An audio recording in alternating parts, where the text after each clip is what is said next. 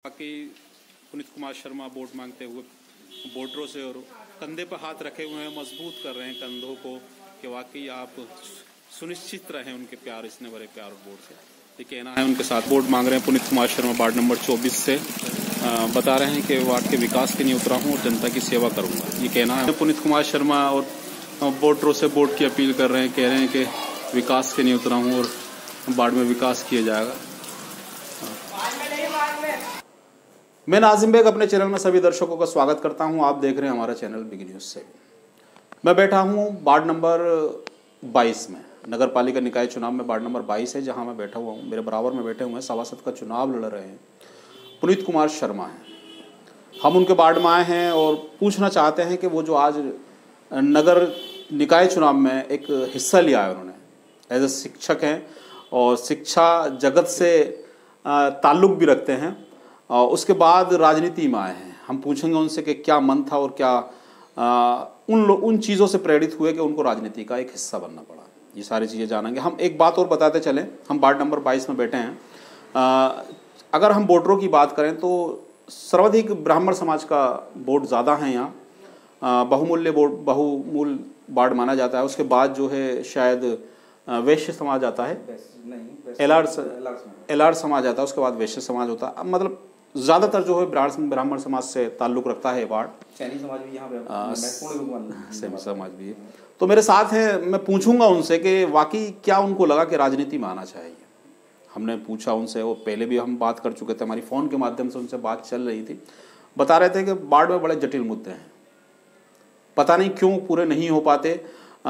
ये तो शायद जनप्रतिनिधि ही जाने, लेकिन इस बार मेरा आना का मकसद था क्योंकि मैं एक जन सेवा केंद्र चलाता हूं। मेरे पास जो लोग आते हैं विडूर हैं, विधवा पेंशन से ताल्लुक़ रखते हैं, उन्होंने मुझको प्रेरित किया। वाकई उन समस्याओं को, जटिल जो समस्याएं उनको मैं लेके आया। मैंने सुना, देखा उनसे, जब जानकारियां करी तो उन्होंने बताया कि हम विधवा पेंशन के लिए या राशन कार्ड संबंधित जो भी समस्याएँ हैं, और जर्जर सड़क व्यवस्था भी एक बहुत नगर का बड़ा कॉलेज होता है सेंट जोसेफ जिसका नाम है, उसके बराबर में बोले समस्याएं नगर की एक अपरंपार समस्याएं हो चुकी हैं। वो समस्याएं जो विकराल रूप धारण कर चुकी हैं, उन समस्याओं को निराकरण करने के लिए मेरा राजनीतिक में आना हुआ है। तो हम आगे का जानकारियां करेंगे उनसे कि उनका जो चुनाव में मैनिफेस्टो है क्या है, किन मुद्दों पर चुनाव लड़ना चाहते हैं पुनीत कुमार शर्मा।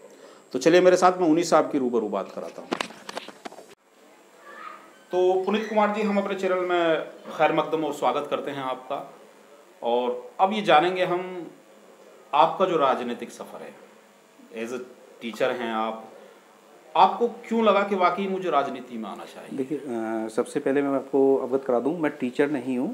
मैं एक प्रतिष्ठित कॉलेज में शिक्षा जगत से जुड़ा हुआ हूं। 10 से 15 साल मैंने शिक्षा जगत, एजुकेशन सेक्टर में ही as a computer system admin का काम किया है।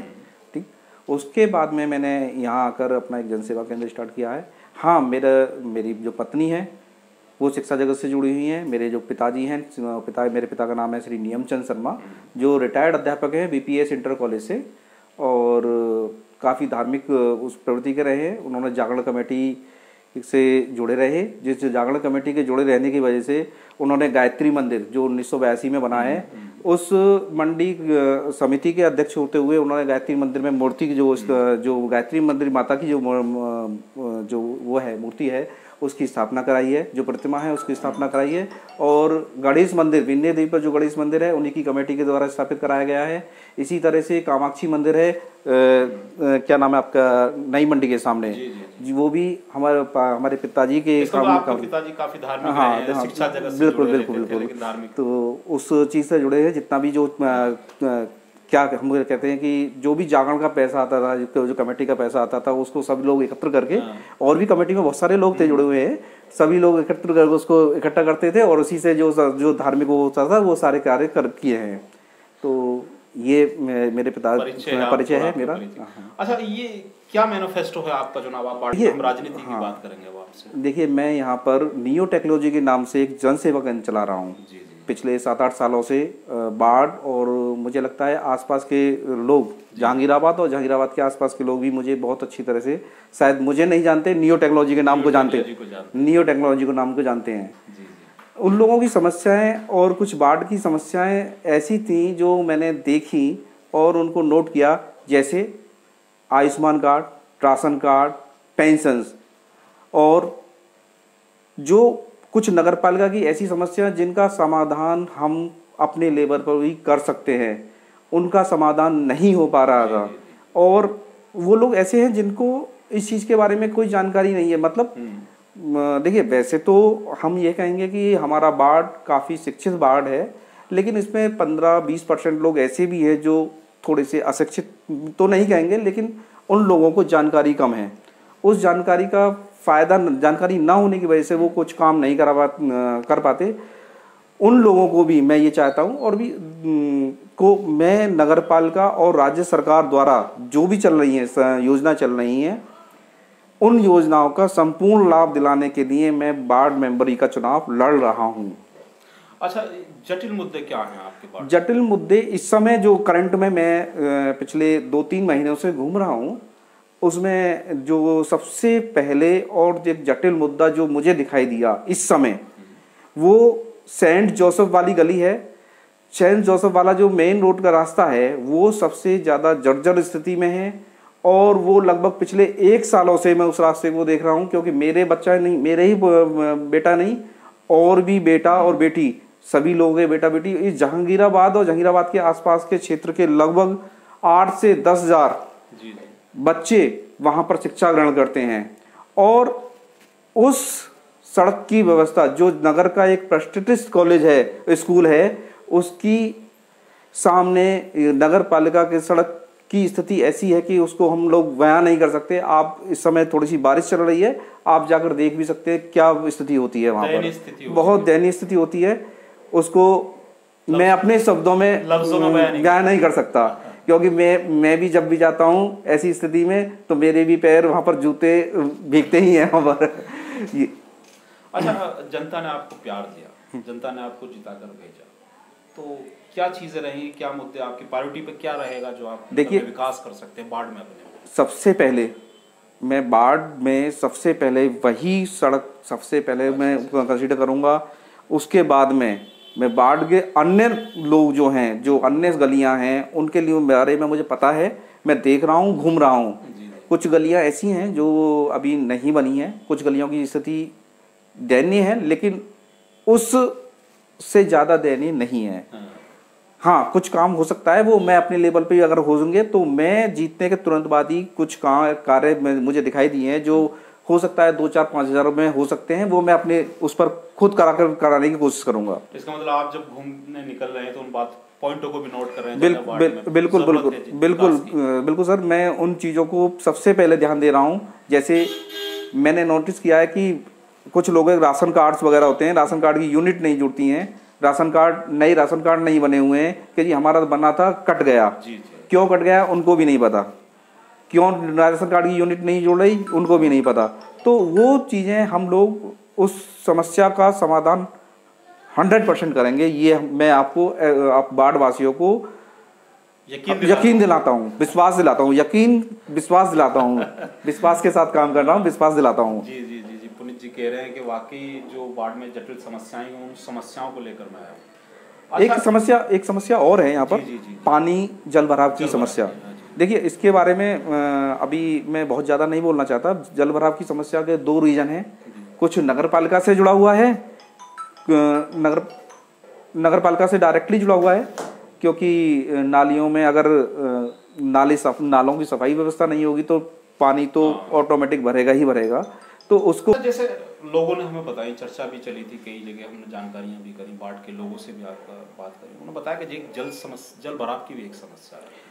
देखिए, जल भराव की समस्या यहाँ पर है, मैं मानता हूँ, मैंने नोटिस भी किया है इस चीज़ को, मैंने देखा भी है। जल भराव की समस्या के 2 रीज़न हैं। अभी उसका जो समस्या का एक प्रमुख कारण नालों की सफाई का ना होना भी है। सबसे पहले नालों की सफाई, उसके लिए नगर पालिका चेयरमैन जो भी होंगे, भावी चेयरमैन होंगे, उनको साथ में लेकर चलूँगा। दूसरा उसका कुछ उपाय मैं अभी देखिए उसको एक साथ नहीं बोल पाऊँगा, क्योंकि उसके लिए एक विचार आया है मेरे उनमें कि वो किस तरह से सॉल्व हो सकता है। लेकिन देखिए, जब तक हम उसको प्रैक्टिकली नहीं कर लेंगे तब तक मैं उसको नहीं बोलूँगा कि वो किस तरह से हो सकता है। हाँ, मेरे मन में है, मेरे विचार में है कि किस तरह से उसको सॉल्व किया जा सकता है। बाकी उसको प्रैक्टिकल करने के बाद हाँ प्लान तैयार है, लेकिन उसको अभी एक साथ ऊपर नहीं कर सकते ये। अच्छा, जैसे आप हम देखते हैं अब जनता का प्यार आपको मिल गया, आशीर्वाद मिल गया, और जनता से जुड़ाव आपका कैसा रहेगा? देखिए पिछले 5-6 सालों से मैं आप इसी बाढ़ में, बाढ़ 22, बाढ़ 16 और क्या नाम है बाढ़ 5, ये लोधान का आपका लोधान बराबर में बाढ़ 23 है। इन लोगों से आप मेरे बारे में पता कर सकते हो कि मेरी किस तरह की आदत है या किस तरह का व्यवहार है, और मैं उसी व्यवहार से और उसी के कारण ही अपने जो दावेदारी पेश कर रहा हूँ वो मेन वही है कि मेरे व्यवहार में अगर कोई कमी होगी तो मुझे लोग पसंद नहीं करेंगे।